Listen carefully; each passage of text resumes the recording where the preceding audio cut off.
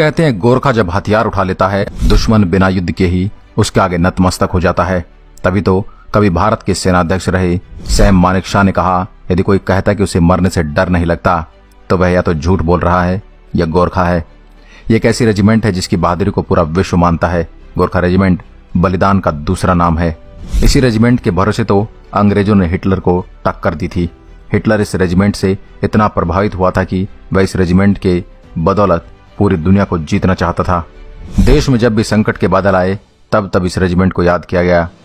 अपनी मिट्टी के लिए पलक झपकते ही जान कुर्बान कर देने को तैयार, हाथ में खुखरी हो तो मौत को भी सबक सीखने की मान्यता रखते हैं।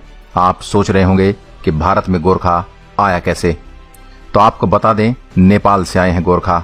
हिमालय की तलहटी में बसा नेपाल में गोरखा नाम का एक जिला है जो योद्धाओं के लिए विख्यात है। गोरखा किसी एक जाति का योद्धा नहीं बल्कि उनके पहाड़ों में रहने वाले सुनवार, गुरुंग, राय, मागर और लिंबू जातियों में भर्ती किया जाता है। गोरखाओं को लेकर कहते हैं कि गोरखा जब अपनी खुकरी निकाल लेता तो दुश्मन का खून बहाए म्यान में नहीं जाता। गोरखा पलटन विश्व की सबसे बहादुर पलटनों में से एक है। गोरखा पलटन भारतीय सेना से 1815 से जुड़ी हुई है।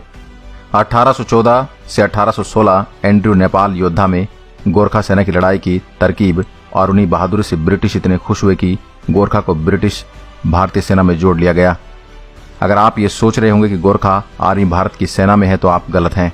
नेपाली आर्मी भारतीय आर्मी की गोरखा रेजिमेंट के अलावा ब्रिटिश आर्मी का गोरखा ब्रिगेड भी अपनी बहादुरी के लिए मशहूर है। अपनी बहादुरी से गोरखा पलटन ने कई युद्ध जीते हैं, जैसे 1947 से 1948 में पूरी सेक्टर, 1962 लद्दाख, 1965 से 1971 जम्मू कश्मीर भेजी गई शांति फोर्स में गोरखा पलटन भी थी। गोरखा पलटन के लिए गोरखा भाषा सीखनी पड़ती है। ब्रिटिश और भारतीय ऑफिसर्स के लिए जरूरी है ताकि उनकी ही भाषा में बात कर सके। गोरखा पलटन के नियम अनुसार दशहरा पर्व पर भैंसों का बलिदान देने का रिवाज है और यूनिट के सबसे जवान सैनिक को यह अवसर मिलता है। इससे पहले देश के आर्मी चीफ रहे दलबीर सिंह सुहाग गोरखा राइफल में से हैं। महाराजा रणजीत सिंह ने भी अपनी सेना में स्थान दिया था गोरखाओं को।